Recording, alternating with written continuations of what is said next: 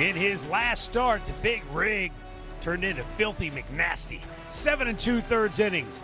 He struck out 9 would-be Tampa hitters and gave up 1 measly unearned run. Tonight, Gavin Williams will try to get Cleveland back in the win column. It's Game 2 of this 4-game series. Guardians TV presented by Progressive. Hi again, everyone. Matt Underwood alongside Chris Jimenez. So Cleveland started this trip by scoring 22 runs in their first 2 games, and they've scored 2 runs in each of the last 2 games. So the offense is kind of hit and miss right now. But for Gavin Williams, familiar territory. He's pitching for the 7th consecutive time following a loss. That is amazing. It's unfortunate, but you couldn't ask for a better guy because guess what? The team is 6-0 in those starts after a loss from Gavin. And the name of the game tonight for Gavin is efficiency. Look what he did here his last start. Boy, would Stephen Vogt and Carl Willis like to see him get this far into this ball game, just given the state of the bullpen. He needs to be efficient. This is a very aggressive Kansas City team, but if he can use those breaking balls in perfect zones, he's going to be right where he wants to be at the end of this game. You mentioned it, his last 6 starts, all following a Guardians loss. The team is 6-0. He is 5-0 with 1 no decision and a very good earned run average of 2.35. So they need that kind of Gavin Williams effort tonight, and Stephen Vogt believes when you watch Gavin show up to the ballpark, there's a difference about him. He's got an attitude, an edge. He wants the ball tonight, and they need him to pitch well. When we come back, we'll check in with Kaylee Griffin, who gets the inside scoop on what has made Travis Bazzana such a good hitter so far. Cleveland Guardians baseball is brought to you by Progressive Insurance. Step up to the plate for savings. Visit progressive.com. By your local Toyota dealers. Toyota, let's go places. And by Elk & Elk. For a team of injury lawyers dedicated to every client every day, call 1-800-ELK-OHIO.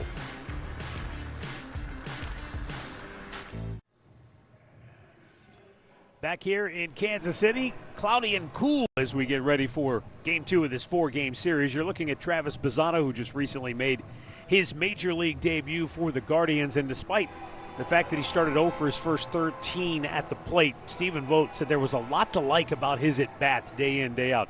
Kaylee Griffin joins us now with more on Bazzana at the bat. Well, Matt, it's hard to believe that it's already Travis Bazzana's 7th big league game. Of course, he registered his first major league hit on Saturday, and since then, he's had a hit in every single game.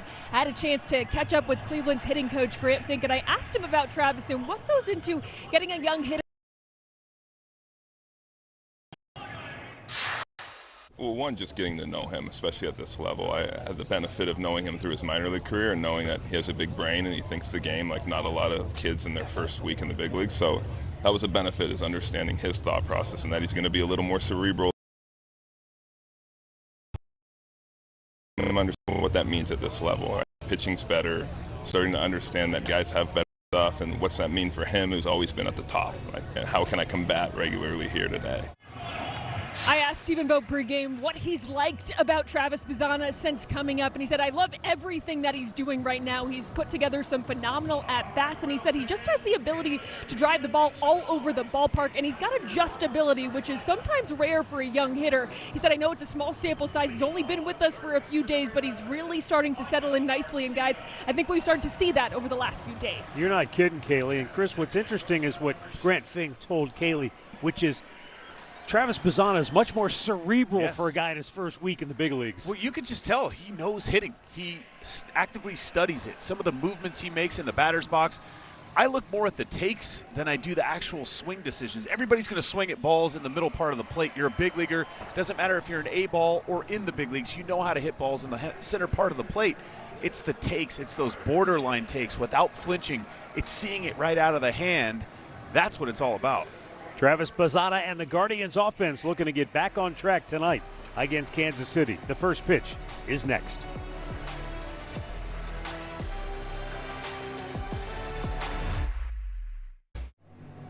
Traffic moving smoothly along Interstate 70.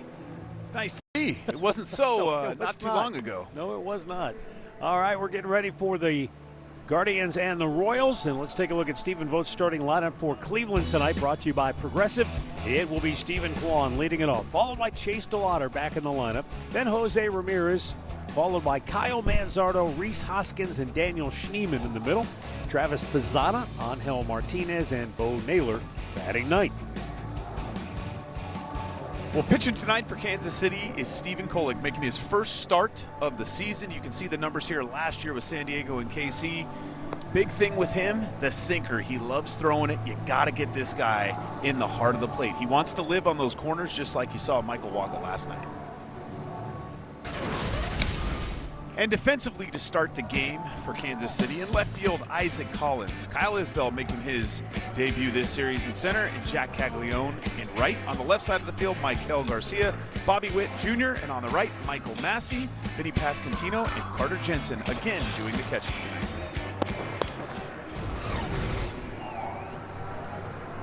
There is Bobby Witt Jr.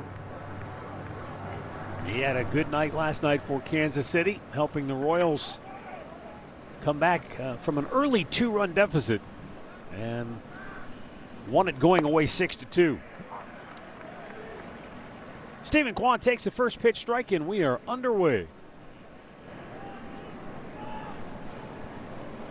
Game time temperature is 53 degrees here in Kansas City, and Stephen Kwan broke his bat and a soft liner to the second baseman Michael Massey for out number one. That'll bring up Chase DeLauder as we check out Hyundai in the driver's seat. He has reached base safely in 12 straight games with an 8-game hitting streak. There was not too much he did not like about Sacramento from an offensive standpoint. He certainly got himself back on track. He's just been so good this year. We talked about Travis Pizzana being really good, you know, with those takes, those borderline takes. Chase DeLauder's been doing that from game one. Line drive, left center field, slicing away, but running it down is Kyle Isbell for out number two. He was shading him a little bit that way, and that paid dividends for Isbell. But again, an at bat where DeLauder squares it up, hits it hard. That was a 2-iron right there. That ball was smoked. Give Kyle Isbell a lot of credit. They had him played perfectly in that situation. Now Stephen Kolek with a fastball strike over the outside corner. Jose Ramirez, 1 for 4 last night in the series opener. And a foul right back, 0-2. He's going right at him.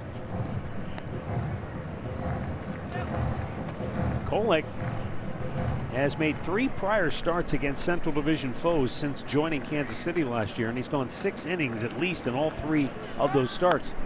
And he's given up 2 runs or less in all 3 starts. So after making the deal to get him from San Diego, the Royals may have found the perfect fit for them. Well, he's efficient. He's a ground ball machine. With the way this this defense plays out, that's a really good combination. This is up high. Lefties will see pretty much a 6-pitch mix in some way, shape, or form. Righty's very heavy 2-seam dominant. Jose hits it hard, but a 1-hopper to Pasquantino. And the flip to Kolek retires Ramirez, and the Guardians go 1-2-3. The Royals are coming back against the Big Rig next.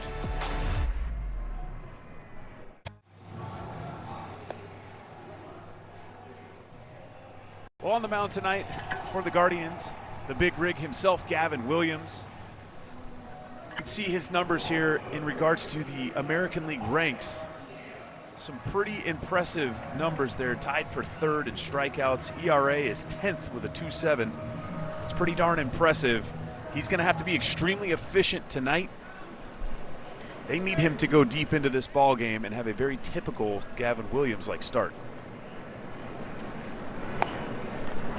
First pitch is in there for strike 1 to Maikel Garcia.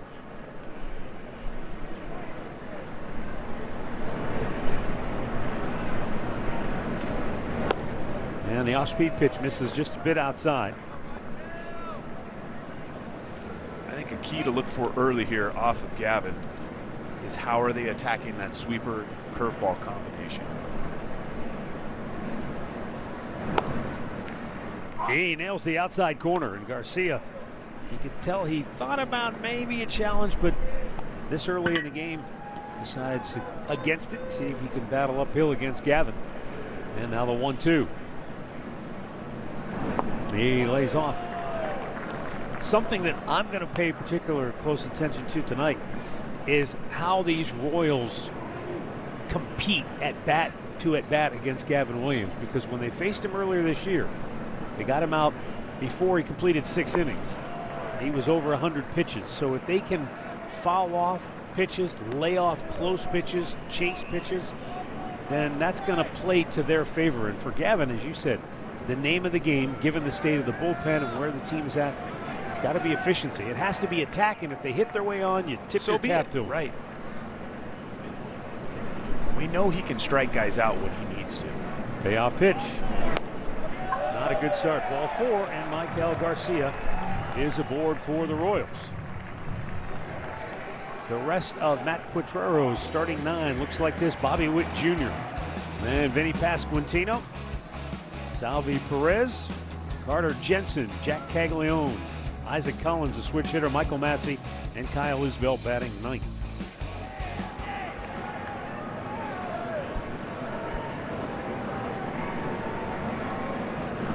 Line drive, right center field, base hit in the alley.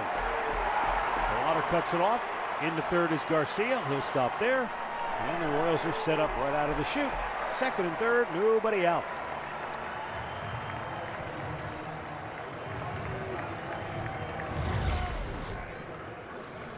Well, that's a sweeper that stayed up in the strike zone. Bobby did a great job of staying on that ball, allowing it to travel.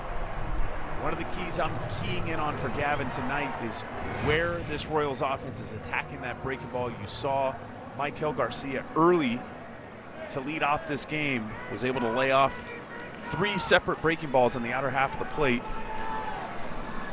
Infield in. Here's Vinny Pasquantino, and he pops it up right in front of the pitcher's mound. In from first base comes Manzardo. He's got it, and that's a big first out.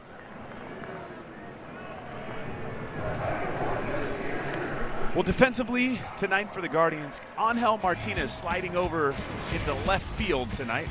The Gold Glover himself, Stephen Kwan at center. Chase DeLauder making his first start of the series in right. On the left side of the infield, Jose Ramirez and Daniel Schneemann at shortstop today. Travis Bazzana, Kyle Manzardo first. And behind the plate is Bo Naylor. Again, the infield in for Salvador Perez, and he swings at a ball in the other batter's box for strike 1.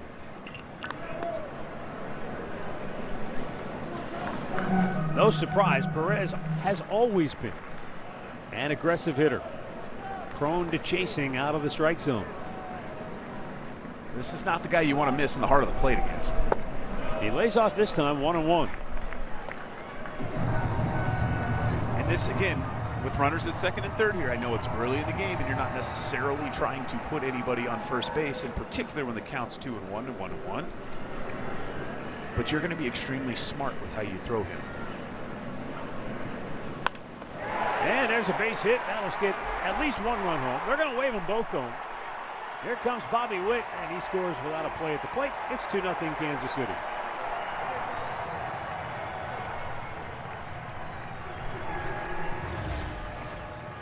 Well, you can see where they wanted it. Pretty close to where Bo wanted that pitch at the top part of the strike zone. And you got elite speed on the base pass. It's about as easy as it gets there. For Bobby Witt scoring from second base. To me, that's just smart hitting from a veteran, 36-year-old Salvador Perez. He's seen enough of Gavin Williams. Whether he read the scouting reports or not, probably didn't need to. He knows that Gavin is going to attack you at the top of the strike zone. So you go up there, you look up, you get your pitch. He didn't try to do too much with it. He knows, too, with the infield in, all he has to do is just serve something to the big part of the field. Pretty good chance he's going to at least get one of those runs home. Carter Jensen takes a breaking ball for a strike.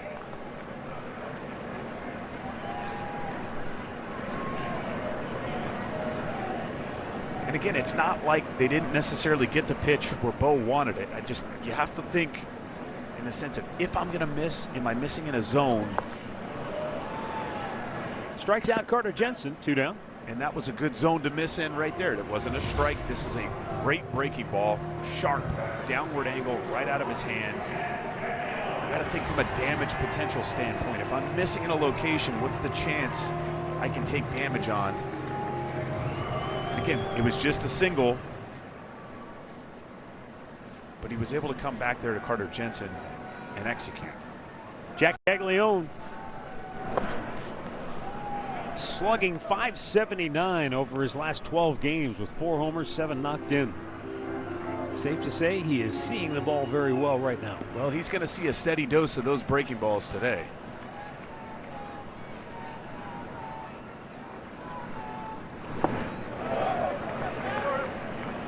He lays off. It's 1-1. Important for Gavin Williams to keep the Royals at bay right here. They put 2 on the board. He has 2 outs, but this guy, as we saw last night, one swing of the bat, he can hit it a long way.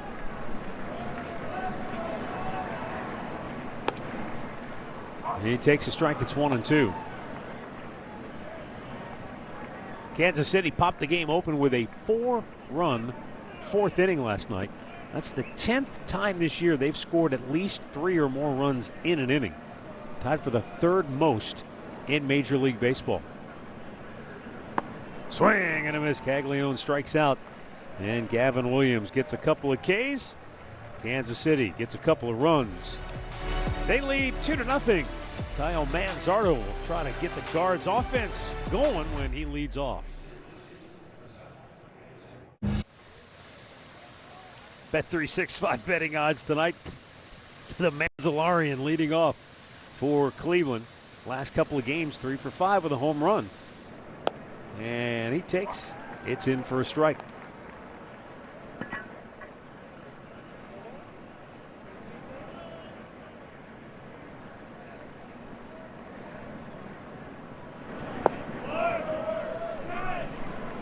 One ball, 1 strike. Second inning, 2-0 Kansas City. Some pretty good career numbers there for Kyle Manzardo against the Kansas City Royals. It's now 2-1.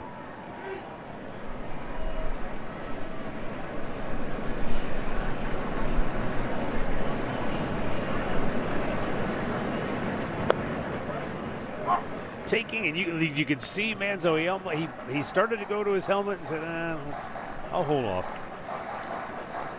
2 balls, 2 strikes. It was a good pitch.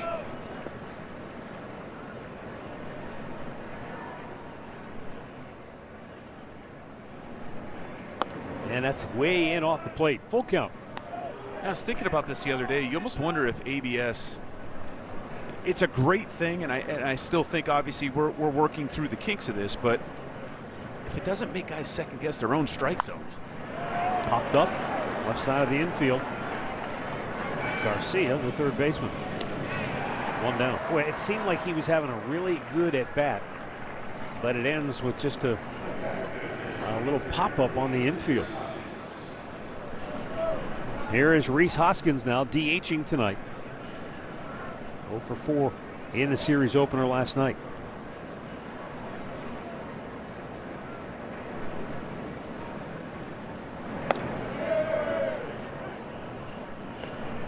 I wonder too if as a hitter, let's say for example you're looking in, you're looking middle in, you're looking for a pitch you can really get out and drive. If you're really zeroing in on that part of the plate and the pitch goes away, clips the outside corner in the eyes of the umpire, calls it a strike. I mean, are you really getting as good a look at it as you think you are because of where your focus is? I do believe that's where we see a lot of the challenges so far, as guys' eyes are in a certain location or a certain area of the plate, and a pitcher may throw either a different pitch or just, not the pitch they were looking for in that location, and you see a guy instantly challenge. 1-2, fisted up the gut, and on the run, Bobby Witt throws him out 2 away. And a word now from Cleveland Clinic. When you make complexities your specialties, you redefine what's possible. For every care in the world, Cleveland Clinic.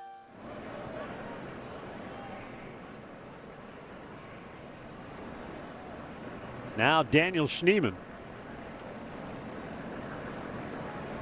Schneemann was on a tear. He was batting .400 over a 16-game stretch. And since then, 0 for his last 10 over the last 3 ball games.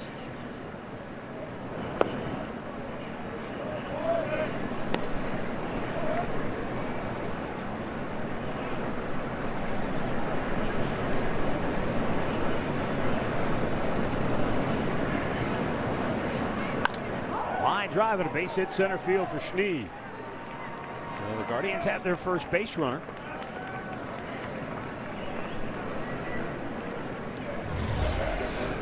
This is a really nice swing here by Daniel Schneemann. Got a pitch, tried to front door to Seamum.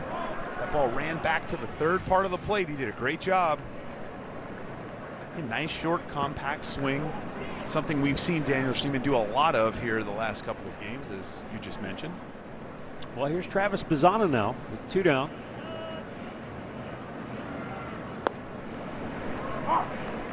And a strike to the outside corner.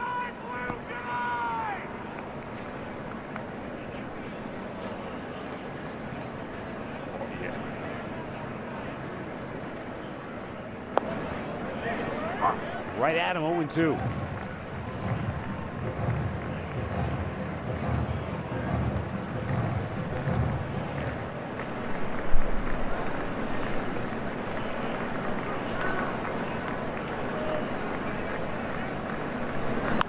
Do you think most young hitters, and I mean rookies like Bazzana, when you're going through this thing for the first time, you're facing pitchers you've never seen? You can look at video and scouting reports, but you have to get in the box and see the shape and what it does. Are they just simplifying it, see ball, hit ball kind of thing? You're looking in your nitro zone, or depending on what the game tells you to look for. If it's moving a runner and you're Travis Bazzana and you're a left-handed hitter, something soft that you can get yourself around, use the pull side of the field. But you're going up there a lot of those times, the first time, looking for your strength.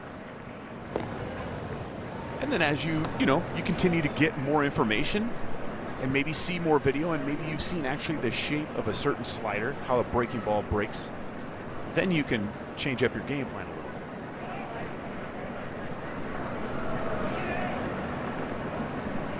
little bit. The 1-2. Well, that's an interesting thing you bring up, though, because to me, we haven't seen enough of him. I don't know what Travis Bazzana's strength is right now, because he seems to be able to adjust to whatever you throw. So that's a strength in its own right. His strength might be pulling the ball, but he can take a breaking ball and slap it the other way.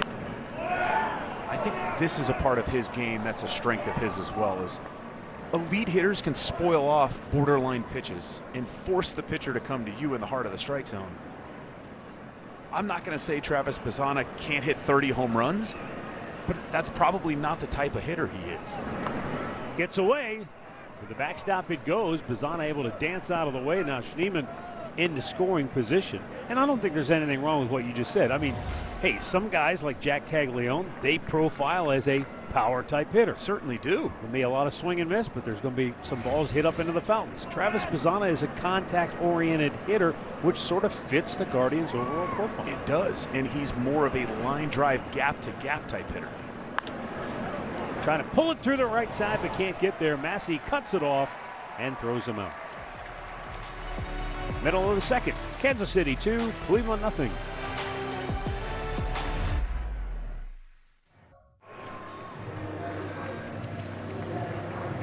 Gavin Williams goes to work here in inning number 2, and the Guardians are down 2-0. Isaac Collins will lead it off. Switch hitter. Has been on base 8 times in his last 5 games. Last night he struck out his first 2 times up against Tanner Bybee and looked completely overmatched, and then walked his next 2 times up. There's that adage of, it's not how you start, it's how you finish. And that's one of the beautiful aspects of the game of baseball, hitting in particular, is you could have 3 horrible at-bats come up in the biggest situation of the game and be the hero. Line drive, base hit, center field. 3rd hit for the Royals. Leadoff man aboard for the 2nd inning on the night. There's your Toyota keys to the game. Well, it's stop, it's hammer time. And yes, that is a great song and some great pants. But Gavin Williams is going to have to utilize both of his breaking balls, the harder sweeper and the slower top to bottom curveball tonight, without forgetting about his fastball as well. That's hit pretty well to left center field, but going back is Kwan, and the center fielder ran into Angel Martinez, who caught the ball, and they both collided. I'm not sure if they butted heads together, but Angel may be a little worse for the wear after that collision. Might have busted his lip. Stephen Vogt and Jeff Desjardins, Guardians athletic trainer, out to check on both of them to make sure they're okay. Juan looks fine, and Angel's trying to wave him off and just kind of might have a fat lip, but if that's all it is, then no harm. No harm, no foul. Again, both guys going for the baseball, running at pretty much full speed. Stephen Kwan was calling for that. And as the center has priority.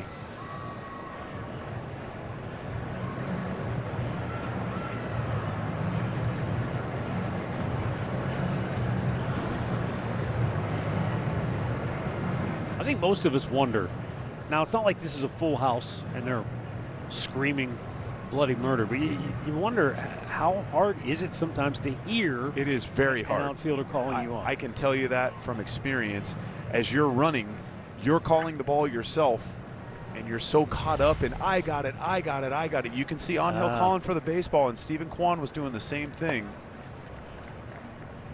And I do believe Kwani's glove. Yeah, you're right. See how Stephen Kwan is calling for the ball there. And I think the glove did get him. Glove, maybe the forearm, but yeah, you're right. Just kind of smacked him in the face. It was a long run for Vody, though. He may need a drink of water after that one. Catchers normally don't run that they far. Did try. Promise you, they don't. All right, so one out. Kyle Isbell, the batter. He's been swinging it well.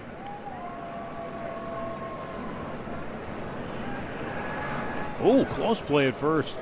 And Isaac Collins just did get back to the bag in time. Isbell has hit in back-to-back games in 7 of his last 8 since a 1-for-17 slump. He's been very good against right-handed pitching so far this year. Hit .310. He's got 3 homers, 7 RBIs, a couple of stolen bases.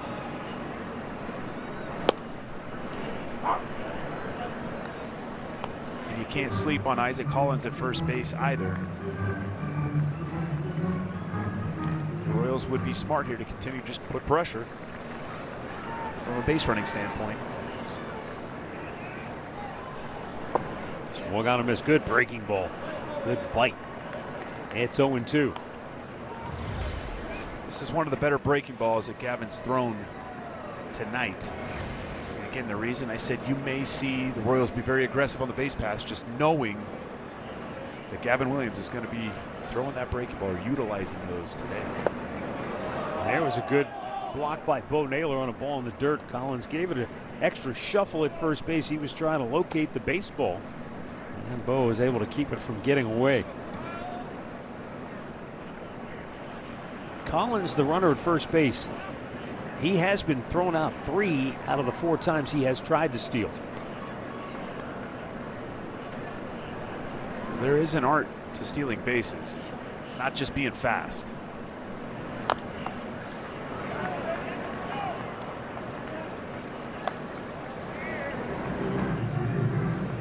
And don't get me wrong, speed certainly helps as a base runner. Sure.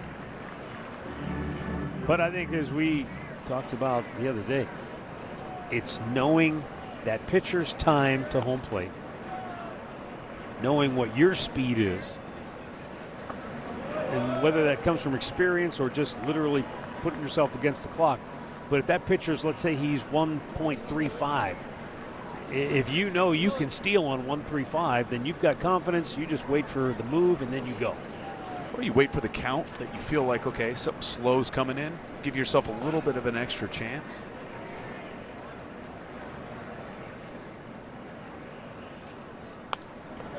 I remember guys used to say Pudge Rodriguez, anytime somebody would get on first base, yes, he was really good at throwing guys out, but he put a lot of ones down, trying to give himself the best chance to throw guys out. You know, as a catcher, I think you should take pride in being able to throw guys out, throwing anything. It shouldn't change the way you call the game. Big leg kick, and he took off that time.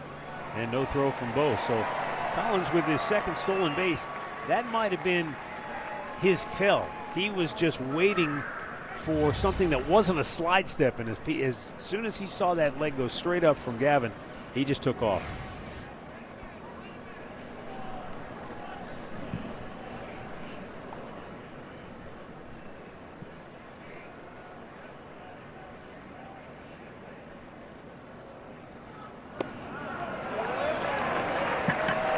Well, this was my concern at the outset. The Royals' familiarity, their ability to grind out at bats. Gavin's already 30 pitches with 1 out here in the second inning. 2 men on base, and we turn it over now back to the top of the lineup. Well, Gavin hasn't been as sharp as we've seen him in the past, and you're hoping that he can continue to work through that and get into it as this game goes along.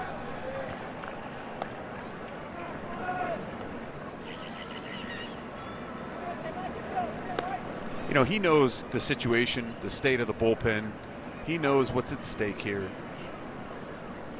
You almost wonder if that doesn't play into his mind a little bit too, maybe trying to overdo it just a little bit.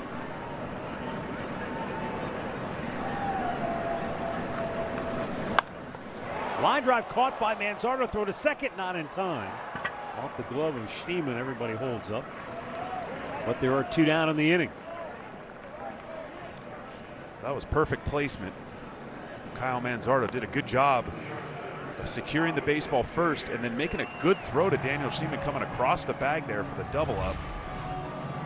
You can see he's placed perfectly and all in one motion. Making a nice throw there to second base.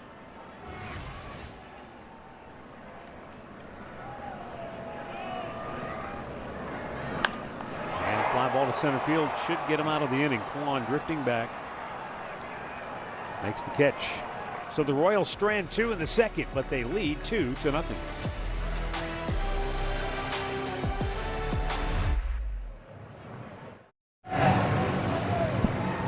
2-0. Royals on top of the Guardians. And here in the third inning, Angel Martinez will lead it off. Showing bunt, took a strike. They're already in the 5th inning in Motown, where the Red Sox lead the Tigers 10-2. Framber Valdez was ejected after he drilled Trevor Story following back-to-back home runs by Boston. Oh, we got action. Benches clearing incident, but no action. 1 out, 1 down. Injury report brought to you by the injury lawyers at O&L. Noah Cameron originally scheduled to start tonight's game for Kansas City, dealing with some low back tightness. Boy, don't we all know that well. Unfortunately, we do. That's a day-to-day. Yes, it is. Or I should say daily occurrence. He's day-to-day. We're all dealing with that every day. But Stephen Kolek, you know, he's not just some guy that fell off the turnip truck. This is a guy that, you know, has big league experience. Not a ton, but 61 big league games coming into this year. And was, you know, he was probably pushing for a spot in the rotation. Yes, he was. Was dealing with an injury, so that set him back. This is why having depth in your organization is so important. You have a guy like this that's ready to come off, probably was going to go to the bullpen or was slated to be the long guy in the bullpen. Can very easily just slide into this rotation now, if need be. Yeah, 1/3 of his big league appearances have been as a starter. The other 2/3 out of the bullpen. So, as you say, experience in both roles, and that is really nice for Matt Quatrero over there in that Kansas City dugout. He and Brian Sweeney, the pitching coach, to have a guy that has, you know, some veteran experience that, you know, can fill either role. Bo Naylor flips one up in the air to center field, and Kyle Isbell takes care of it. 2 down. First time through the order, the Guardians 1 for 9 with a single from Daniel Schneemann. Now Stephen Kwan grounded to second base, his only time up.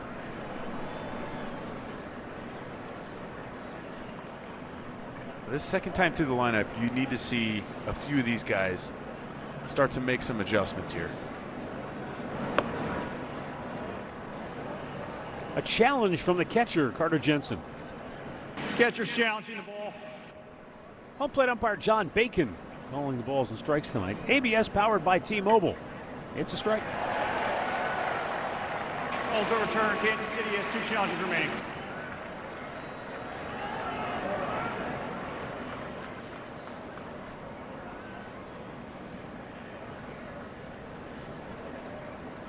One nice thing about Stephen Kwan, a few of these guys in this lineup,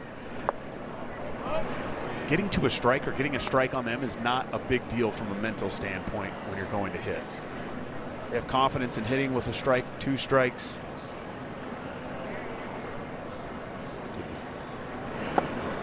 Dips low, 2-1.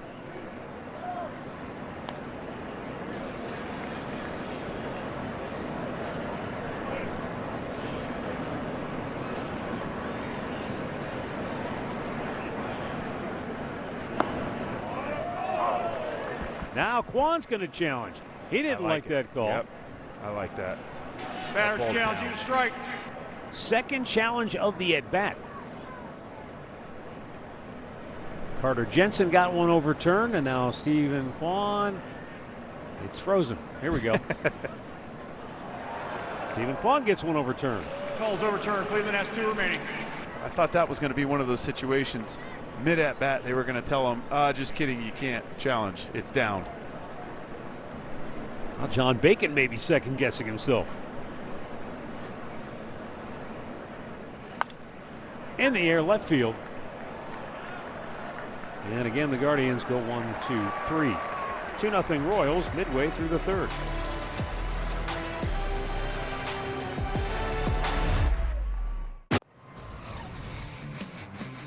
StatCast 3D powered by Google Cloud. Gavin Williams on his curveball this year. How about that? 10 outs. Pretty against impressive. Right-handed batters. They haven't had a hit against him. Not one hit. Very impressive. He's done a great job of utilizing both the 12-6 curveball. So if you're thinking on a clock, top to bottom, and that harder sweeper. Second time through the order, Michael Garcia and Bobby Witt both retired by Gavin Williams. Vinny Pasquantino leading off here in the bottom of the third. Popped up on the infield his first time up.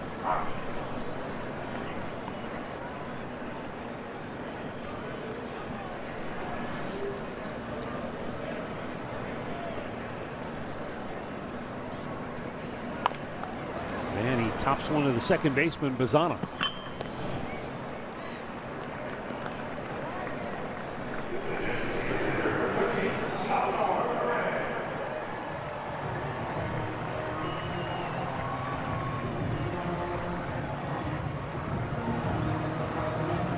Up comes Salvador Perez, who knocked in a 2-run single his first time up.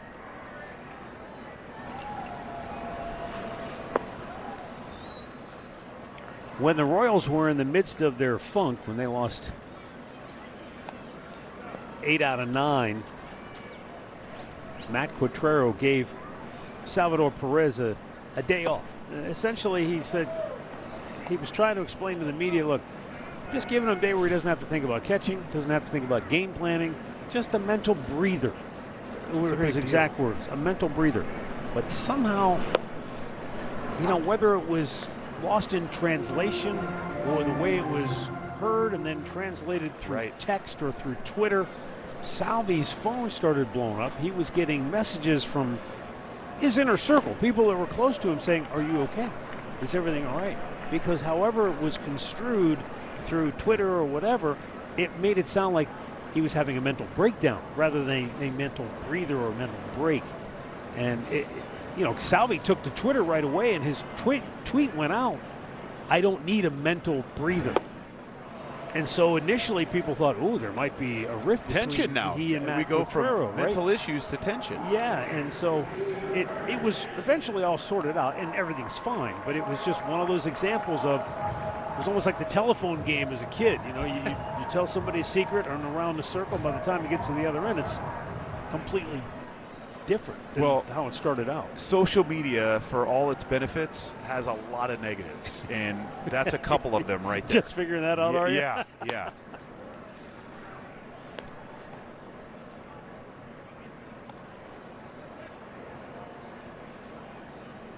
Now, Carter Jensen, who struck out his first time up. And Jensen is a young catcher who's got a good bat and is still learning the role of a big league catcher and what goes into that day by day. As Matt Quatraro explained to you and I before the game, and he looked at you and said, you already know this, but there is nothing that prepares a young catcher for the amount of information you have to ingest and then disperse to your pitchers at the big league level. It's a different, completely different than anything you've ever done before when you get to this level. And no matter what you or how you try to prepare these guys in the minor leagues, it's never as much information that's thrust upon you as there is up here. But more importantly, the amount of effort and time that it takes to go sift through the information. Swing and a miss and a full count. Using Michael Wacha as the example last night, this is a guy that's been in the big leagues for 10 years, that's pitched in the big leagues for 10 years. He has a certain way of doing things, and those little nuances as a catcher that he will continue to learn. You know, maybe it's the way he states something in those pitcher-catcher meetings before the game. Maybe it's certain things he likes to see. He'll continue to learn that process and what works for him. Ring him up. Jensen frozen on a 97-mile-an-hour fastball by the big rig. And the Royals go 1-2-3. He has retired 5 in a row. Chase DeLauder leads off for Cleveland when we come back.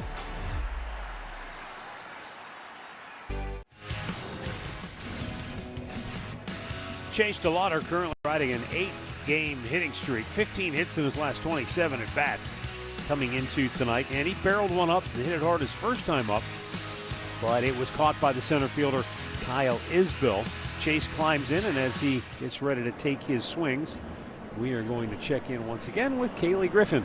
Well, Matt, I talked to Chase after the game on Sunday, and I asked him how he's feeling at the plate right now. He said, I always try to say my confidence is through the roof at the plate. That's one thing. If you don't have that, you're already beat. But he added that he's just trying to remember that he's grateful to be out there. He said, I've had a weird path to get here, a lot of injuries, a lot of time in Arizona that I wish I could have had back at any moment, and I think that's it.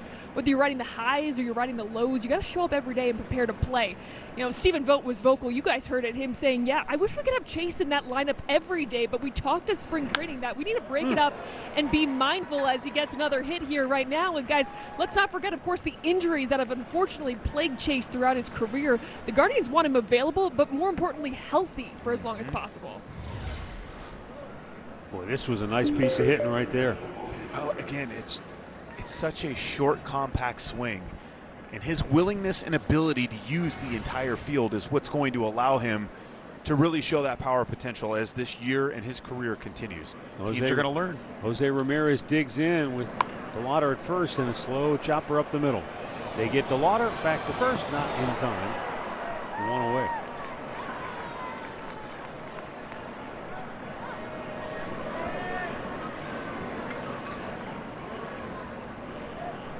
I think, you know, Kaylee's point about Kyle Manzardo and how he told her he's confident, he's a confident hitter. You know, I've been around a while now, and I've seen confidence, and it can be displayed in a number of different ways.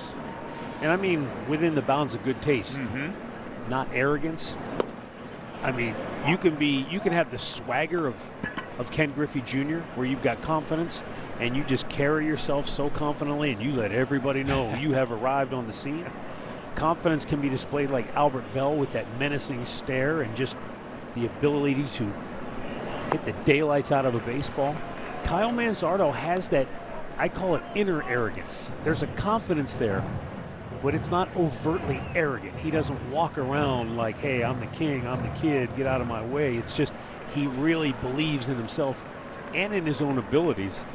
And we're just seeing a really confident guy at the plate. And right now, Kyle Manzardo's finding that confidence again. He picks up his 4th hit in the last 3 ball games. Well, I will say this. If you walk up to that box at any point in time and you're not confident in your abilities, you're already out. And trust me, I lived that for a few years of my career, and it wasn't until later on in my career that I understood you almost have to fake it until you make it, so to speak. But if you exude any sort of non-confidence out there, everybody else in this ballpark sees it but you. Like bleeding in front of shark. Don't do it. Rhys Hoskins ground out his first time up. Takes a pitch low and away. Key spot here for Cleveland. They have 2 runners aboard for the first time tonight. They only had 1 hit entering this 4th inning. Now 2 in the frame. He's going to have to know his inner half and when to stop. Out of play. Kolek's going to use that sinker. That's the 2nd one in a row. Very heavy sinker usage to right-handed batters. This is the only right-handed batter in the lineup. So he will test him to see how far in, Rhys will follow him.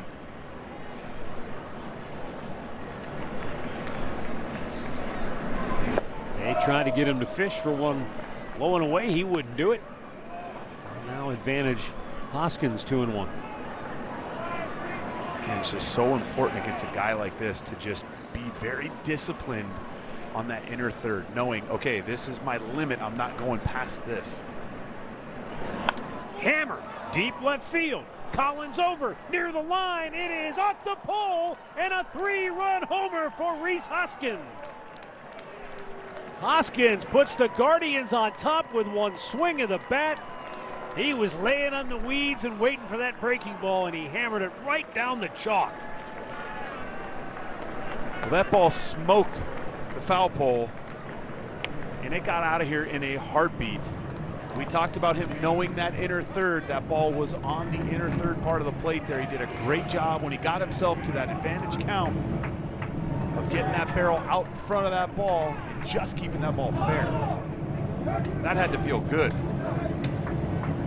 And just like that, there's life in that dugout. Yeah, Rhys brings the Guardians from down 2 to up 1 with one swing of the bat. And I thought it was kind of cool too before the game. As Daniel Schneemann digs in, he singled his first time up.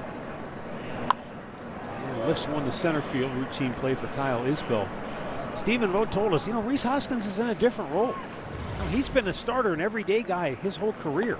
And now he's in a little bit of a different role, and he got a spinner and just smoked it. 2-seamer. Again, we just talked about the fact that they were going to utilize that inner third part of the plate. He had to know his limit on how far in he could get the barrel of that bat to. That's a veteran for you right there. That's thinking the game of baseball. And now Travis Bazzana taking a strike.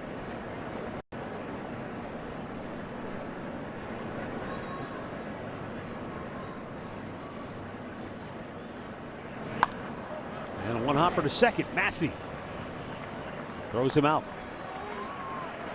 So the Guardians quickly turn this thing around on a Rhys Hoskins 3-run homer right down the line, and it's 3-2 Cleveland midway through the 4th.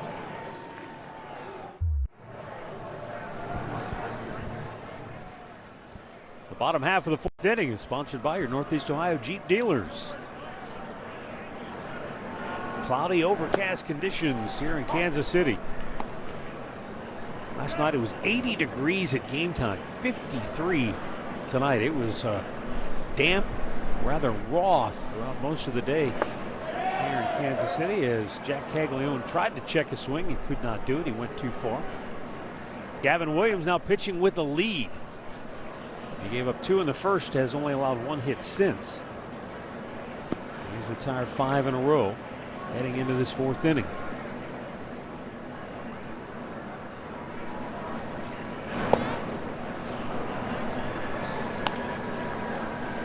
got to be a huge breath of fresh air, not only for the offense, but for Gavin, knowing maybe he doesn't have his best stuff tonight, having to grind one out here.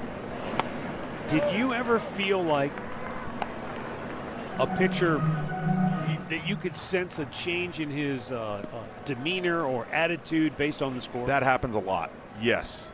There's no doubt that that happens a ton in a game. Because we're always told, we always hear, pitch like it's nothing. Pitch, you don't pitch to the scoreboard, but that's, again, we're human, and the scores Sure. it's posted everywhere you look, so it's kind of hard to not see the score at times, but you can't get too caught up in it either. You can't, because in a situation like this, you hate to say this because, this is one of your best pitchers on the mound, but this may be one of those days where a guy like Gavin may not have his best stuff and has to go out there and wear it. So the last thing you want to do is look up on the scoreboard and see what the score is.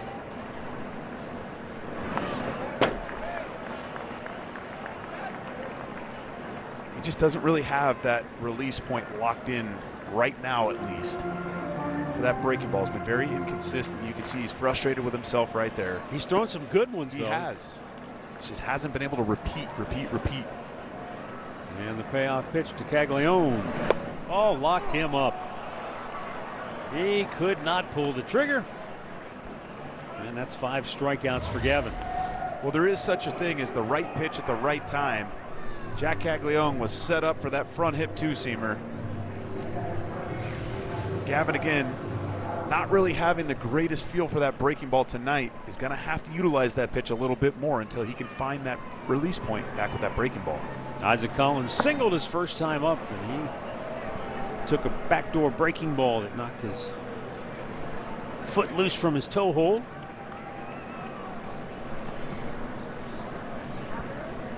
By the way, we were talking earlier when Kansas City put 2 runs on the board in that first inning. 4 batters into the game, it was 2-0 Kansas City, and I mentioned that Kansas City began the day tied for the 3rd most 3 or more run innings in the majors this year. 10 times they've done it. And Matt Quatrero, when I told him that, said, "Yeah, well, how many times have we gone scoreless?" That's so That's Matty such a Q. manager. And it's such a manager thing. Line drive over Bazana's head in the gap. Collins has another hit. He's going for 2. DeLauder's throw, not in time. And so Isaac Collins is 2 for 2 on the night and a 1-out double. Puts the tying run in scoring position. Well, Gavin decided to go fastball again. This ball just out of the reach of Travis Bazana. Chase did a good job of cutting that ball off, but not much he could do there. Got to be an off balance going away from the throw back into the infield. Now Michael Massey fly to left first time up.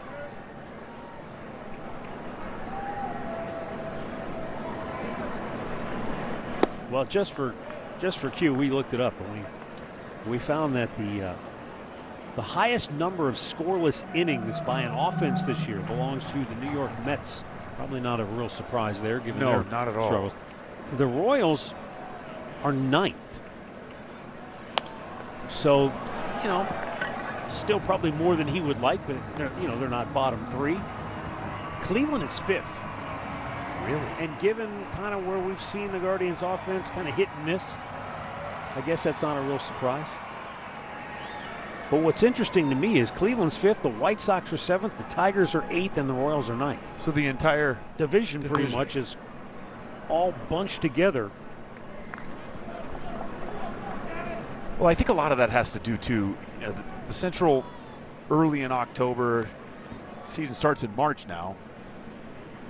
The weather is not the most ideal, for putting up runs just in general, let alone big innings or runs in inning period. As the weather heats up, you will probably see that change just a little.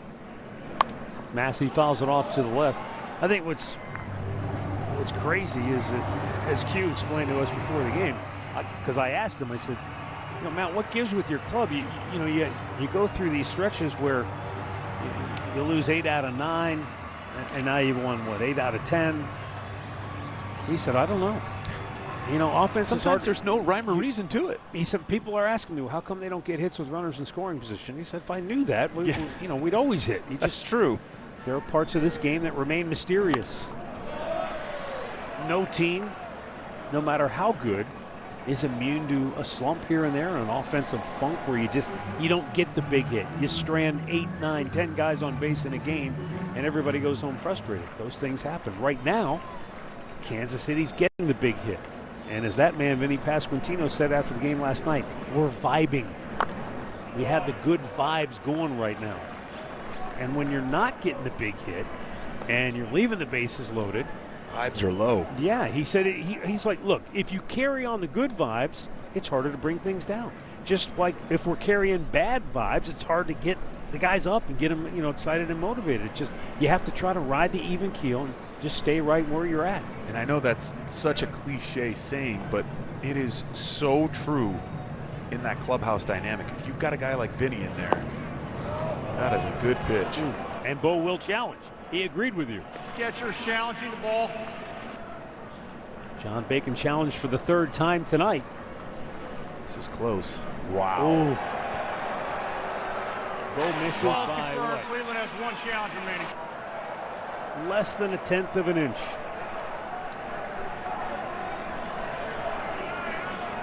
Can't be mad at that challenge. To me, would have been an out. Yeah, that's a worthwhile challenge.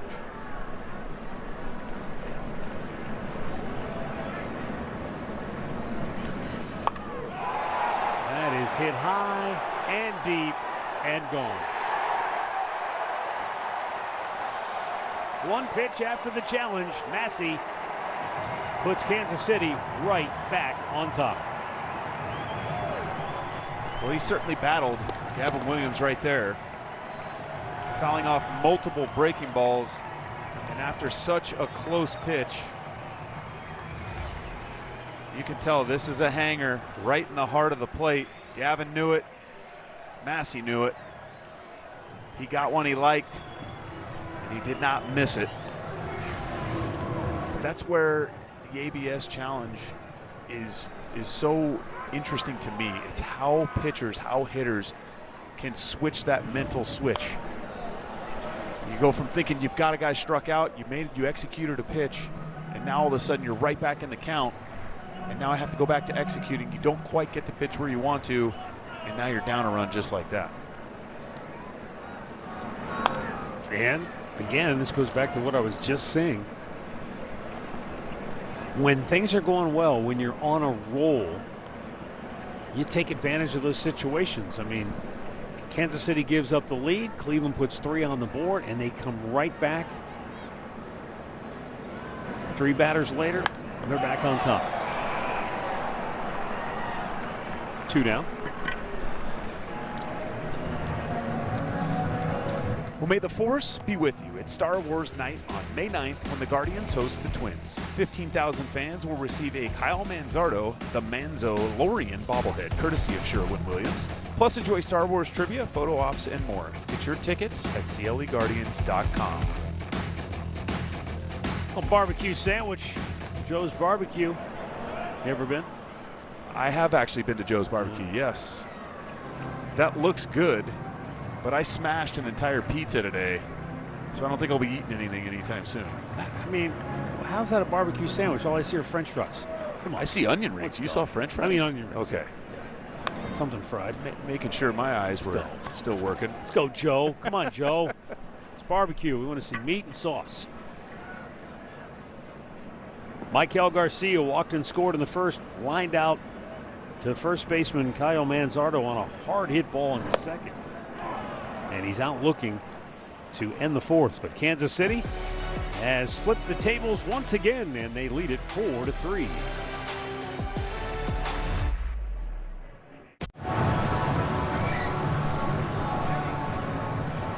Michael Massey, big 2-run home run off Gavin Williams. Puts Kansas City back in front 4-3 as we go to the 5th inning now.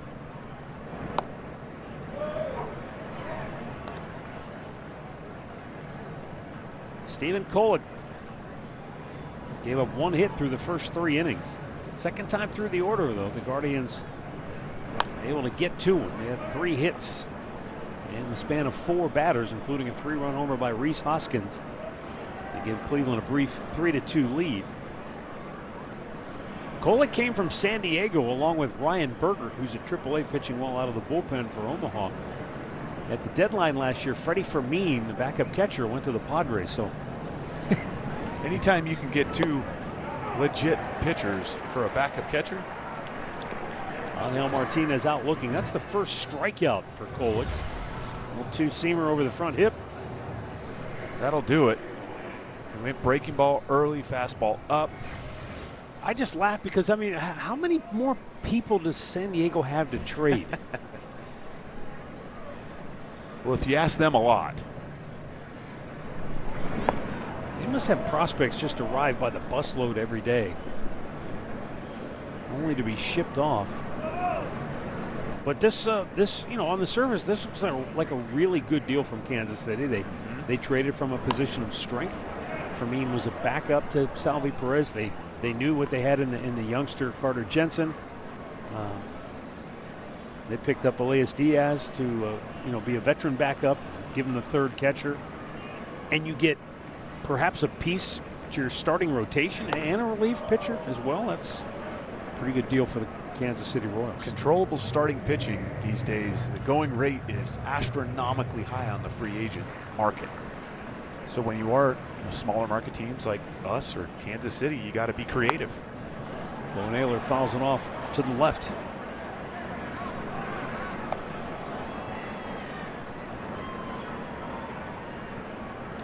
Again, I just think too, where Kansas City's roster's at, they're in win now mode.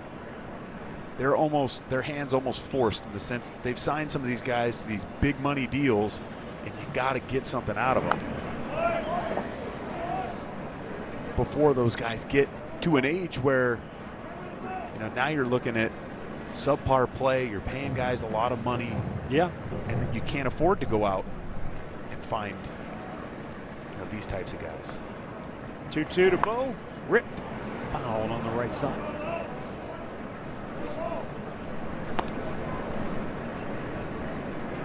Plans recently unveiled for a brand new downtown ballpark for the Royals here in Kansas City. Still some hurdles to be cleared and I's to be dotted, T's to be crossed. But oh man, top of the strike zone, got him looking.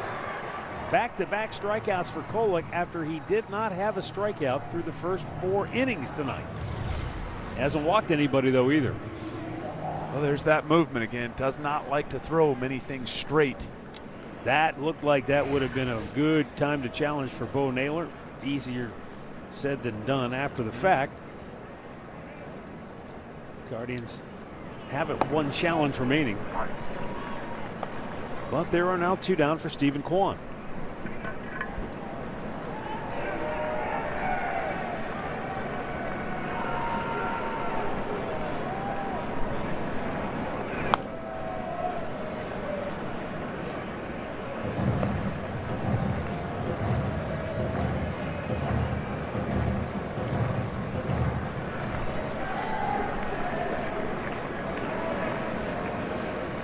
Now the 0-2. And that's lifted left field toward the line. Collins over and makes the catch. Guardians go 1-2-3. We're halfway through, and Kansas City leads it 4-3.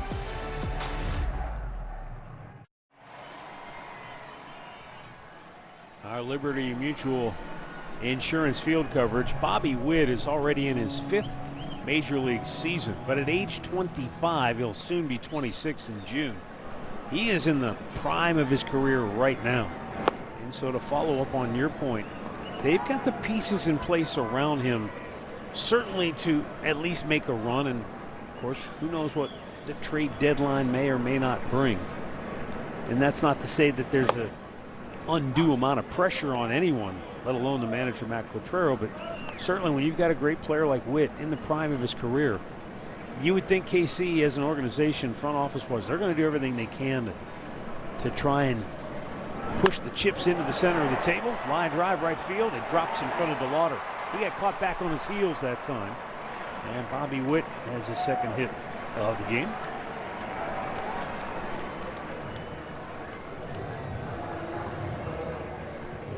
You know, I think when you look at the Royals and where they're at as a team right now, though, they're far from a perfect team.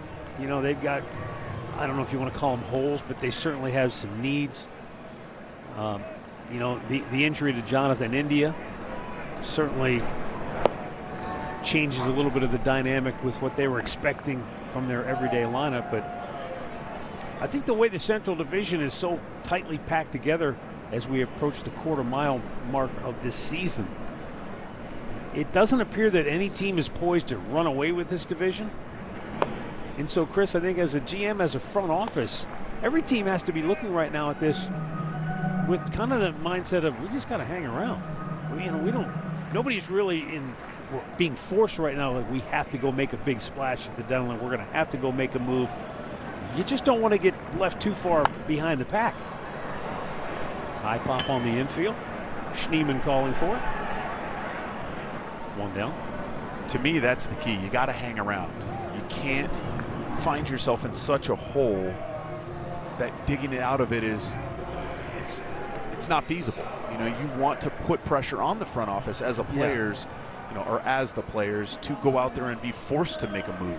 I know Redberg's got a graphic to support this, but I mean, you start looking around, and there are a lot of teams that are kind of around that 500 mark, and only a couple of teams that have really gotten hot. Double play ball here, 1 and 2, and so that's exactly what Gavin Williams needed, a quick, efficient inning.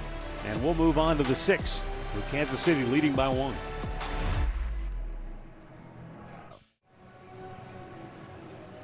Guardians TV presented by Progressive. Well, this is what I was trying to spit out. There are only 2 teams that have really kind of put any distance between themselves and the rest of baseball. Everybody else is jammed together. Only 3 teams are over 500 in the American League. That's the amazing part, because that's the exact opposite in the National League. Yeah, that's where the balance swings the other way. But the Central Division in particular, as we entered play tonight, Cleveland, Detroit, both 18 and 18. White Sox 1 game under. These Royals within 3 games of 500, winning 8 of their last 10. And Minnesota, despite being 5 games under 500, just 2.5 games out of first place. So I think as you look at the division as a whole, and certainly as we saw last year with Cleveland in the month of September, anybody can get hot on a moment's notice and go on a tear. Maybe that's Kansas City right now. But the important thing is if you could just kind of hang in there, bob and weave, give yourself a fighter's chance. I think especially in Kansas City's sake. You know, I think they're one of the more complete teams of any of the teams here in the AL Central. But their pitching staff, more importantly, is going to allow you to win a lot of baseball games. Chase Delauder, a roller to second base, scooped quickly. And he is thrown out by Michael Massey, 1 down. Well, you know, you talked about it too with Kansas City, and you think about the Guardians and the Royals, and on the surface you think, well, they're both small market clubs, right? And to some degree, you'd be correct. But you might be surprised to know that Kansas City has spent $100 million more than the Guardians on payroll. So you're talking about the rotation. As Jose Ramirez will watch this challenge play out on the video board, and it clipped the top of the zone for a strike. Overturned. Kansas City has 2 remaining. So Kansas City's catcher, Carter Jensen, is on point tonight. He's 2 for 2. But the Royals have, they spent a little money on that rotation, because they haven't been able to draft and develop as well or make shrewd trades as well as Cleveland has. And so the Guardians have developed their rotation from within, because otherwise you're going to pay Chris Bubich $6 million. You're going to pay Cole Reagans over $4 million. And you try to put that starting rotation together. Michael Walker, $17 million. Seth Lugo, $23 million. That's a lot of moolah to pay for starting pitching. It certainly is. And we only have one player on our team currently making that type of money, and it's Jose Ramirez. And don't get me wrong, he is worth every penny and then some. But it's also why you see the Guardians try to lock some of these core stars up to these, contracts early on in the process.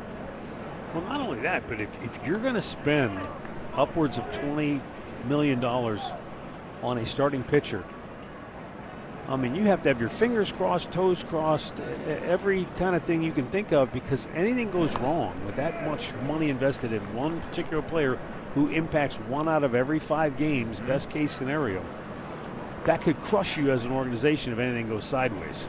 That's why it makes more sense to build your rotation from within if you can, draft the right players, develop the right guys, as the Guardians have been able to do consistently. Manzo yanks one foul. And that's one of the reasons I do believe Matt Quatraro was hired on here, for a multitude of reasons really, but he had that background from our organization. It may not necessarily have been on the pitching development side of things, but you hire guys away from organizations hoping that they know the right people or the secret sauce and can help bring guys maybe over to this organization that can start to try to replicate that process. And there you go. That guy's sitting right next to him, Brian Sweeney. There you go. He learned a thing or two watching, listening, interacting with Carl Willis and the Guardians pitching staff. 2-2. He's his own man. He's from Yonkers.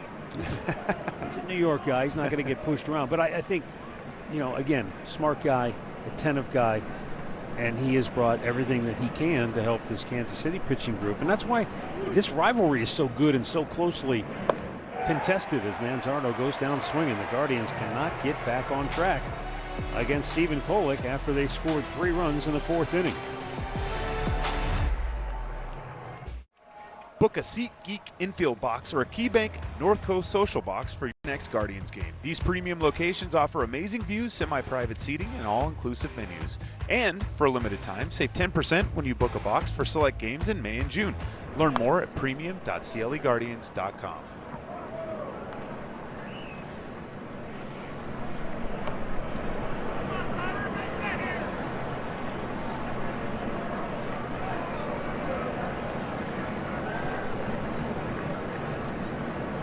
Carter Jensen leading off for Kansas City, takes up high, 1 ball, 1 strike. He has struck out twice against Gavin Williams. Cleveland bullpen quiet. Gavin just over 80 pitches on the night.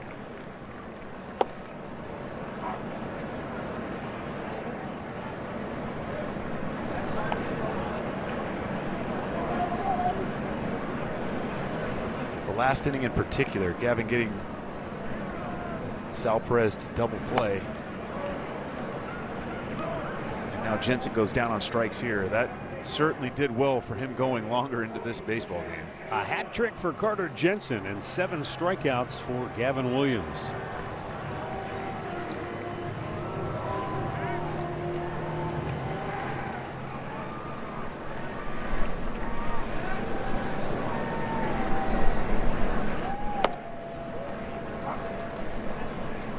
Jack Caglione 0 for 2 has struck out twice.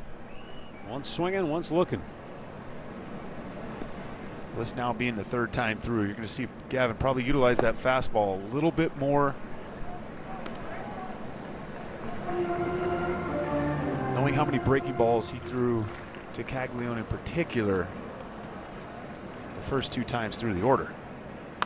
And a bouncing ball to first. Manzardo backed up, took it himself, and then at the last minute flipped it to Gavin for out number 2. And a word here from Wayside Furniture.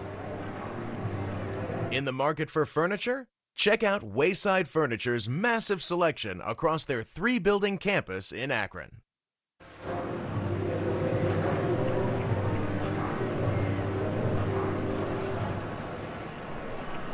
Isaac Collins 2 for 2, a single and a double.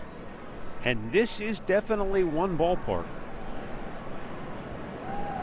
where triples are not out of the question. In fact, they are more the norm here than in any other park. So Collins is halfway to the cycle tonight. You get a ball down the line, in the gaps. Ripped deep right field. Back is DeLauder. He's out of room, and it's out of here. And Isaac Collins is now just a triple away from the cycle, and it's 5-3 Kansas City. Again, maybe not the guy you expect to take you out of the ballpark. Give Isaac Collins a lot of credits, put some really good swings on Gavin Williams tonight in particular. Got himself a pitch he liked and really drove this baseball out of here. Again, another spinner kind of in the heart of the zone, and you can see Gavin doesn't like it. And that ball did just sneak out of here. And that's a prime example right there. The fence is being moved in. Just a little bit. Yep. Just enough. That's off the wall last year. This year it's a home run.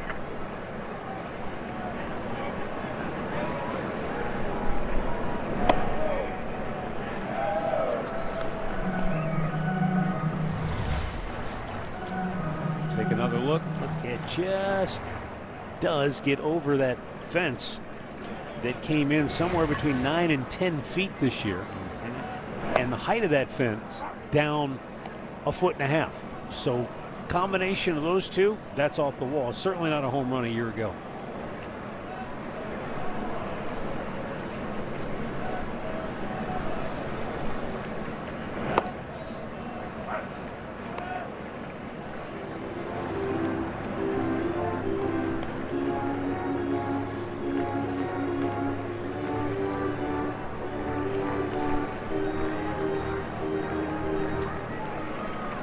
Action now in the Cleveland bullpen as Gavin Williams, and what almost certainly will be his last inning of work. A one-hop smash to short off Daniel Schneemann. Schneemann in there tonight, just giving Brian Rocchio a night off, a breather for him. Well, another ball that was hit extremely hard, and you can see Schnee trying to body that up, keep that ball in front of him. Took kind of a nasty hop on him, and you can see there it kind of buckled him a little bit as well. And when you're moving around the diamond as much as Daniel Schneemann is, those plays become more and more difficult. Even when a ball's hit right at you, it's a base hit these days. Kyle Isbell fly to left his only time, or his last time up in the 4th inning. He walked back in the 2nd.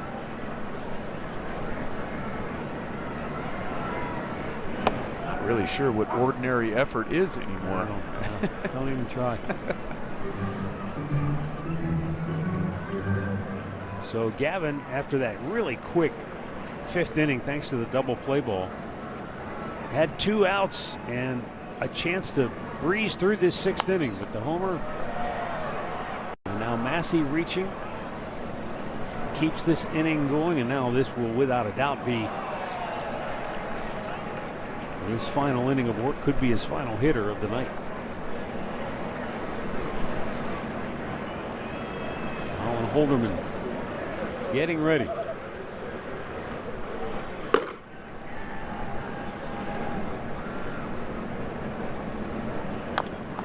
He smothers it. Gavin has it. He'll flip it to first, and the side is retired. Kansas City tacks one on. They've hit 2 home runs tonight. They lead 5-3. Rhys Hoskins, accounting for all of Cleveland's runs tonight, will lead it off when we come back. Our Allstate Good Hands replay. When in doubt, put the game in the hands of your most veteran player, and that's Rhys Hoskins, who went deep for a 3-run homer. They gave Cleveland a brief 3-2 lead back in the 4th inning. A near collision with the Mack truck. It is Vinny Pasquantino at first base. It's good aim over there, too. You can see right in the middle of that foul ball where that ball hit. New pitcher is Nick Mears. As Hoskins, Daniel Schneemann, and Travis Bazzana are due up here in the 7th inning. Well, you can see there's some pretty good numbers out of Nick Mears. Righties, very heavy slider. In the hole, backhanded by Witt. He's got a cannon, and he throws him out.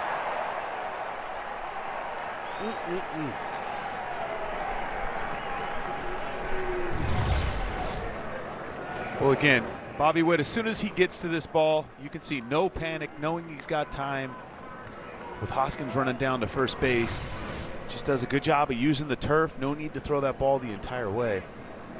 And give Vinny Pasquantino a nice, easy pick at first base.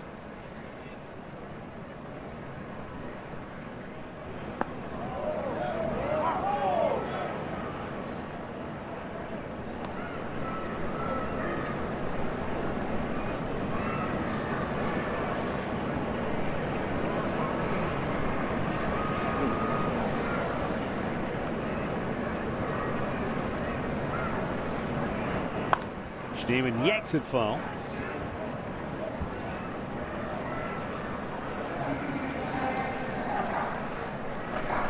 Schneemann 1 out of 2. He singled in the second with 2 down. He fly to center in the fourth.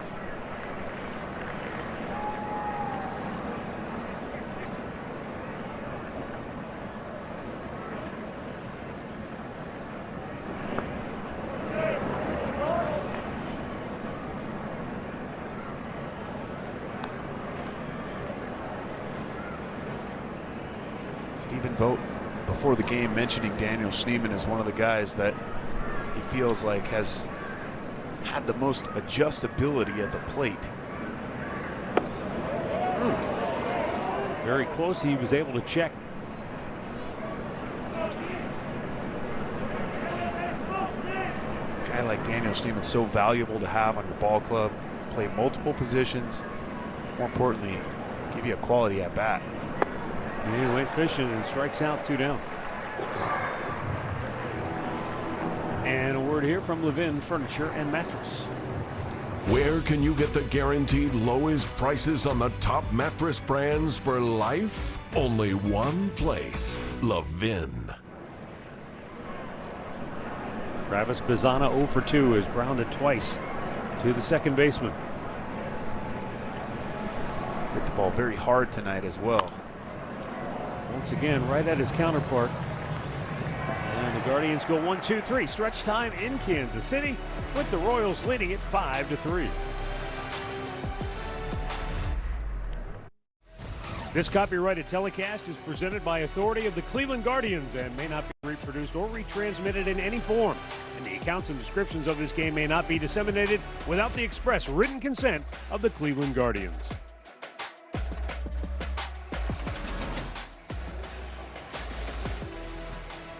5-3 Kansas City as we go to the bottom of the 7th inning.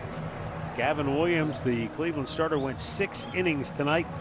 5 runs on 8 hits, walked 2, struck out 7. Cleveland Clinic called to the bullpen for Colin Holderman. And Holderman will have the top of the Kansas City lineup here in the 7th.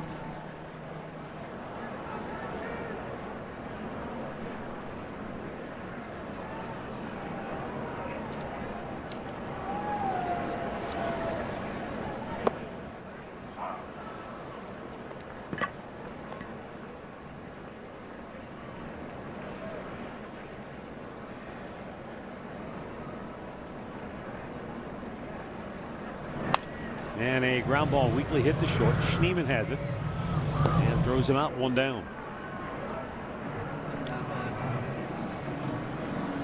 Well, you can enjoy Guardians baseball fee-free. The Guards take on the Angels next week. You can purchase your tickets today and pay 0 ticketing fees. This special offer is only available through 11:59 p.m. on Thursday, May 7th, and only at CLEGuardians.com.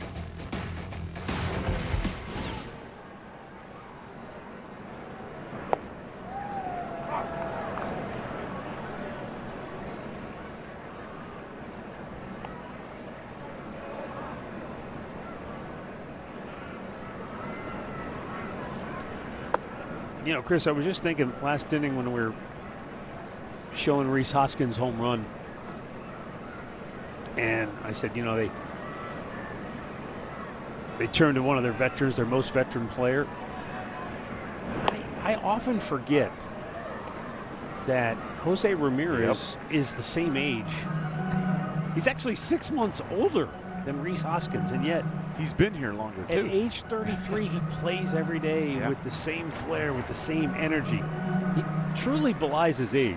And I mean, there's still a lot of really good players that are on the other side of 30 that play at a high level, most of them pitchers, because they only have to pitch every 5 days as opposed to going out there in and every day. But you think about Paul Goldschmidt still going pretty strong at age 37.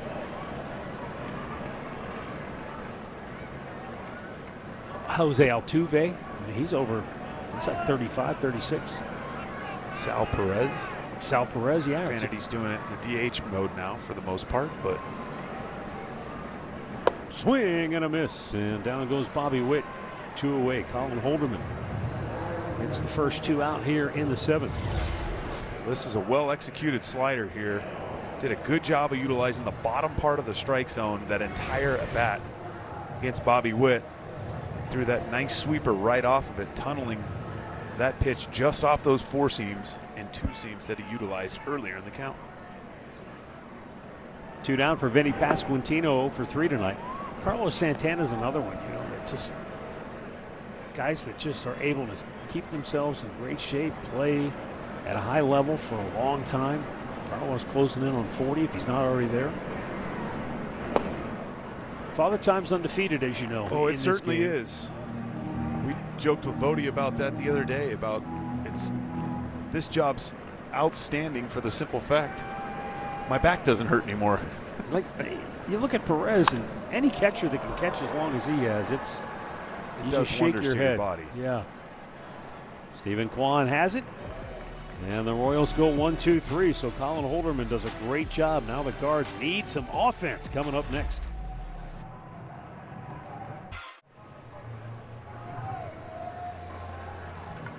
Top of the 8th inning, brought to you by your Northeast Ohio Ram dealers. 11 in a row retired by Kansas City pitching as Daniel Lynch comes on to work the 8th inning. Angel Martinez leads off, takes a strike.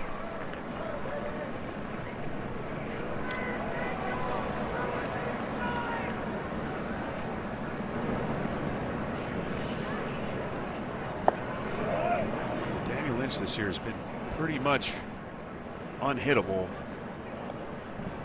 Up towards the top part of the league in a lot of categories. You can see that opponent average there, 106. No, he's gotten a ton of swing and miss.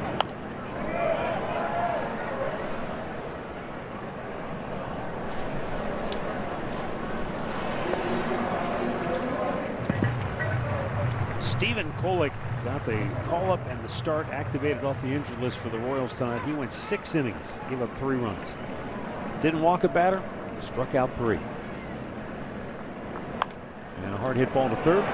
Garcia throws him out. That extends Kansas City's streak to 14 consecutive games in which their starter has gone at least 5 innings, and that is the longest streak in the majors this year. Additionally, it's the 30th overall game of the season in which the Royals have gotten at least 5 innings from their starter.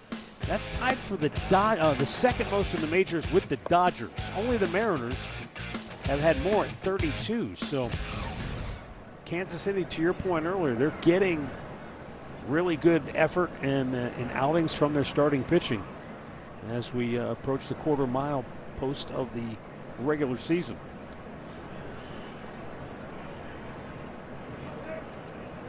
Now they just need to find an offensive groove, and you know, vibes are high, according to Vinny Pasquantino. David Fry pinch hitting for Bo Naylor, and that pitch goes to the backstop. I don't think that's what Brian Sweeney had in mind when he paid him a visit. Hey, hit the mascot with this next one. He hit the bull. Well, based on the few swings David Fry had last night, in the dirt, 2-0. He probably told him, you got to be extremely smart and delicate with how you pitch. Well, Chris, the Guardians have had 2 swings in this whole series so far. A 2-run home run last night by Fry, 3-run home run tonight by Hoskins. That's it. That's it. That's all. Nothing else. Well, that's great if you're pitching shutouts, but if you're not, you need some more. You need somebody else to pitch in. 12 straight set down by the combination of Kolek, Mears, and Lynch. And he's going to challenge Will David Fry. It's either ball 4 or 3-1. This is a perfect opportunity to do this right here. David Fry is correct. It's ball 4. And that's another Ball is reason overturned. Cleveland has 1 remaining. I really enjoy ABS, because that particular count, 3-0, it's almost an automatic strike every time. Say that pitch is actually called a strike without ABS, the very next pitch is a perfect cutter on the inner half, and David Fry grounds out. Instead of what should have been a walk, which in this particular case was. Well, what that does for Cleveland is it brings the tying run to the plate. Stephen Kwan 0 for 3. And hitless in the series, 0 for 7.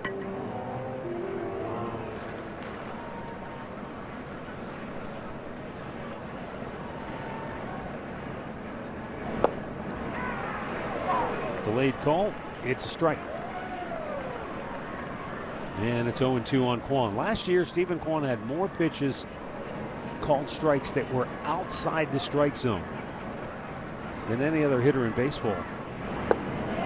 And so there was the thought that ABS would correct that, rectify it, and he would be hitting in more favorable counts, and just the opposite has happened. And that's still a very perplexing thing to me with Stephen Kwan. That ball's hit pretty well to deep right field. Caglione back though, plenty of room, makes the catch. 2 down. And a word now from Cleveland to Clinic. When you make complexities your specialties, you redefine what's possible. For every care in the world, Cleveland Clinic. Here is Chase DeLauder, 1 for 3 on the night. DeLauder now 16 hits in his last 30 at-bats. And he takes low, ball 1. DeLauder's base hit was a line drive single to left field. He had a line drive single to left center that Kyle Isbell caught in the first inning, and that's where Isbell is shading him. Beats it into the ground. Quick release, and the throw is in time. And the Guardians are out here in the 8th. It's still 5-3 Kansas City.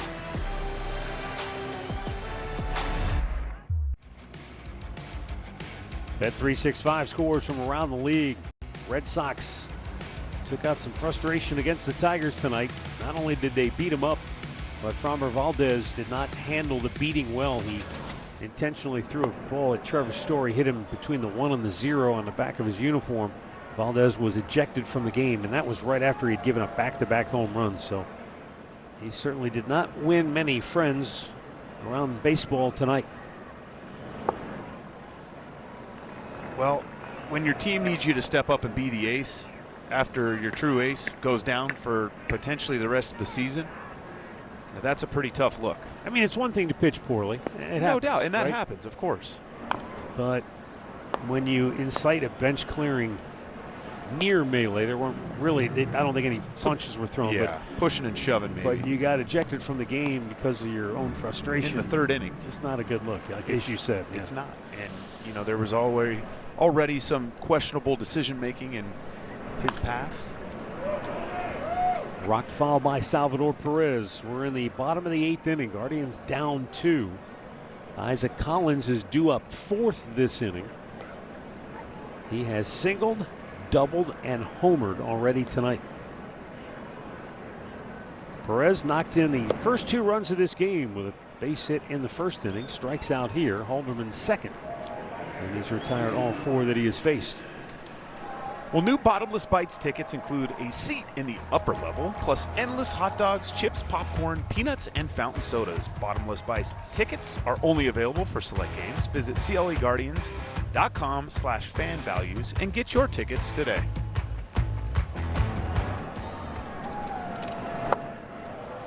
Carter Jensen tried to hold up. It's a strike.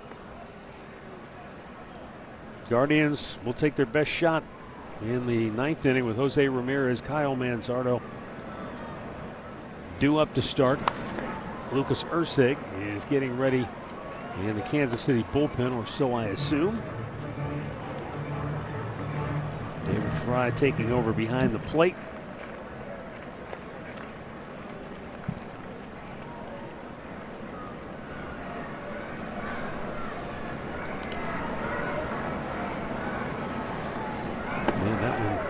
missed wide of the mark.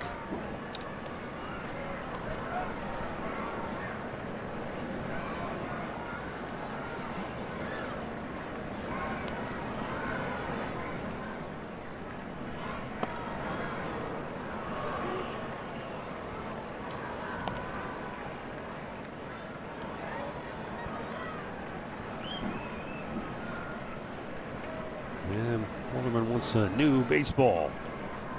It was 0-2. It's now 2-2.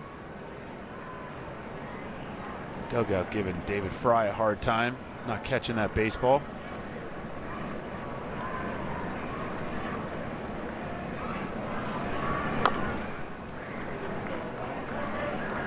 Well, I know he gets his work in,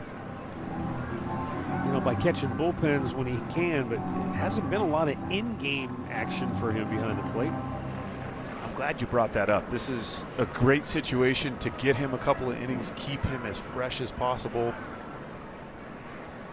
Tried to hold up, he went around, and Carter Jensen strikes out for the 4th time tonight. So there's the golden sombrero for Jensen, who has just won for his last 24.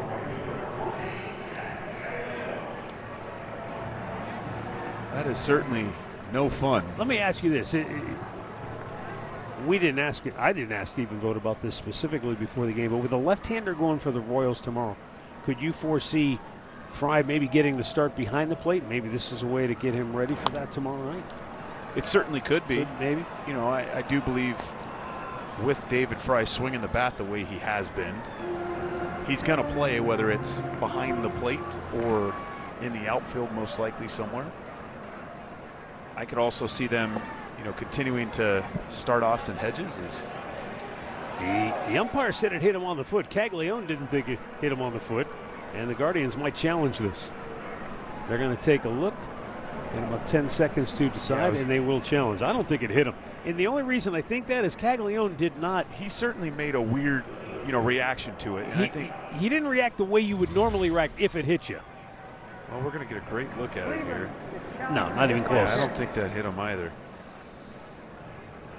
So John Bacon, I think, will be overturned once again. Well, I think you challenge it no matter what, just given the situation of the game here, too. In the 8th inning. It was literally like right between his front foot and his back foot. You can see it clearly hit the dirt and nothing else. Yeah, I'm not seeing much there. Again, the call on the field was hit by pitch, so they're going to have clear evidence here of that ball not hitting Jack Caglione. If that hits you, you see a guy jumping around immediately. You certainly think you ought to sell it a little bit better. Yeah, we've seen guys who've been grazed or hit by a pitch, and they want to swing, so they try to react to the other way, like, I know it didn't hit me. I wanted the on-base percentage. Saw Albert Bell do that one time. Ball hit him square, and he's like, nope, I'm not taking my base. I want to hit. I want to take it out on that pitcher. I could not think of a more intimidating thing for a large man like Albert Bell to do. Can't take that long. Yeah, I don't see much there. It certainly did not hit the front foot. See Q in the background immediately putting up his hand as well.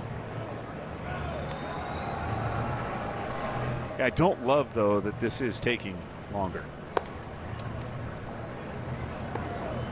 Now it gets Colin Holderman out of his rhythm. But in the past, we have seen when these things do tend to take more time, the call stands. After review, the call on the field is overturned. It is not a hit by pitch. Cleveland will retain their challenge. I was with you. I was getting a little bit nervous. I wouldn't say nervous, but I could almost see that the cop out of call stands there. But no, it was correctly overturned. It did not hit him. And now Holderman delivers, and Caglione a big swing and a miss. So it's now 1-2.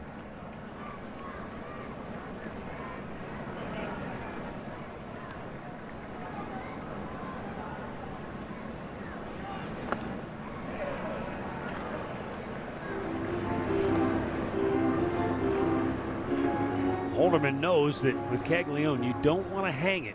He's trying to make sure that if I'm going to throw this breaking ball, I want it down. I want to bury it near that back foot. You certainly do. You don't want a big guy like this in the box to get extended on anything. Little number out in front of the plate. Holderman has it. And a good, accurate throw. Retires the side. 1-2-3 go the Royals.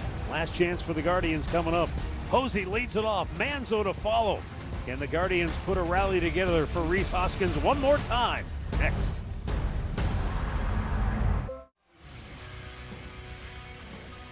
Guardians defensive play of the game brought to you by Progressive.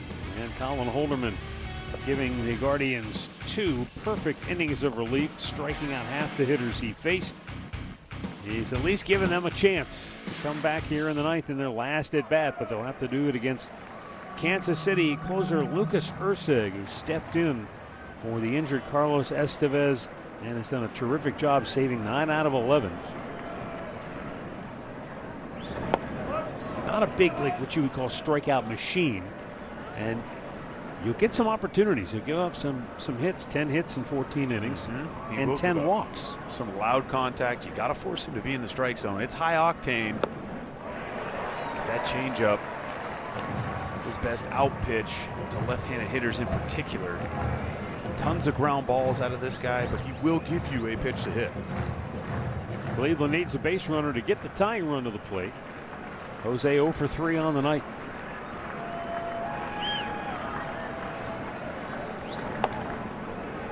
For the Guardians, a similar game to the one they played last night. They had a 2-run home run in the first inning last night, and then nothing after that until their last at bat when they picked up a couple of hits.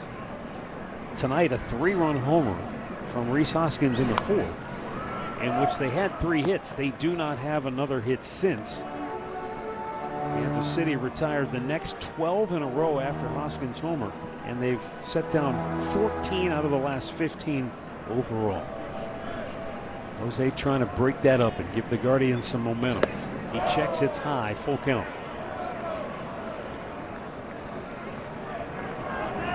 Kyle Manzardo waiting on deck. There's the home run man. Rhys Hoskins in the hole.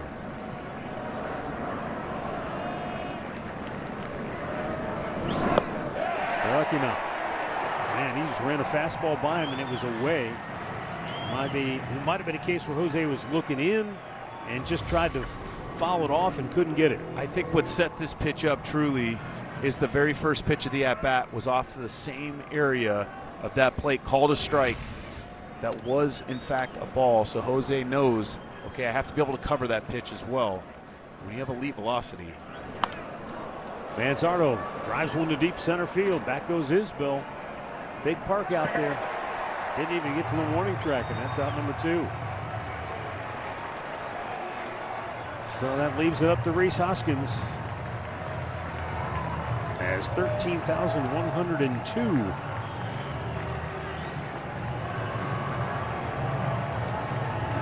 They stuck around on a night in which it was pretty chilly compared to yesterday.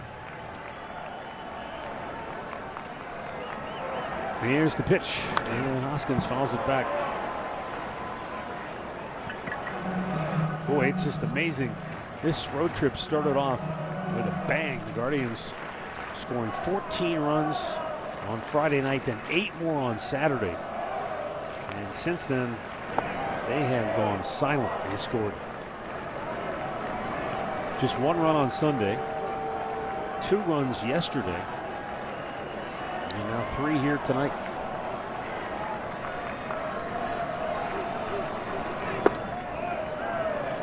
But such is baseball. It's the frustrating part, is it not? I think when you get yourself back on track as a group, you run into a tough pitcher in Aaron Savali, again, who didn't really give you anything to hit. And right after that is Michael Wacha, who once again didn't really give you much to hit. No, both Wacha and Kolek were studying real estate. It's all about location, location, location. Amen. You put a house on the market, the value may go up, it might go down. You might take a below market deal. You definitely could take a below market deal. You always could do that. You might beat yourself up and second guess yourself. There are a lot of things that is also something that can happen. I've seen before, my own 2 eyes. 3-2 is up high, ball 4, and there's still life for Cleveland. The tying run will come to the plate. And it's going to be Daniel Schneemann. This is the right type of guy you want at the plate. Daniel Schneemann's had a propensity for big situations and, more importantly, big home runs. And if he gets a ball, middle in and waist knee and high, thigh high, boy, that's where he can do some damage. We've seen him do it.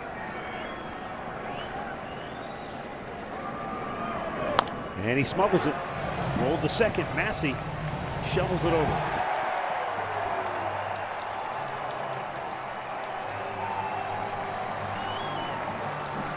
Guardians have lost 3 in a row, and they fall below 500 now at 18-19 on the year. And Kansas City, after it looked like things were slip-sliding away early in the season, they have rebounded nicely as they get to within 2 games of the 500 mark at 17-19 on the year. 5-3 is the final score. Stephen Kolek in his season debut gets the win for the Royals. Urseg notches another save. It'll be his 10th. And tough sledding for Gavin Williams, the big rig. Touched up for 5 runs tonight. And he suffers his 2nd defeat of the year as he goes to 5-2. 4-game series, so 2 more to go, but the Guardians put into a position now where they're going to have to win both games on Wednesday and Thursday to salvage a split in this 4-game series. Well, let's see how this group handles their backs against the wall a little bit early on in the season. This being Gavin's first loss after a loss this year. And they're not used to that. They're not. And that's kind of what I mean by your backs are against the wall now. Let's kind of see what this group offensively in particular is made of. 5-3 is the final. We're back with Guardians postgame coming up next.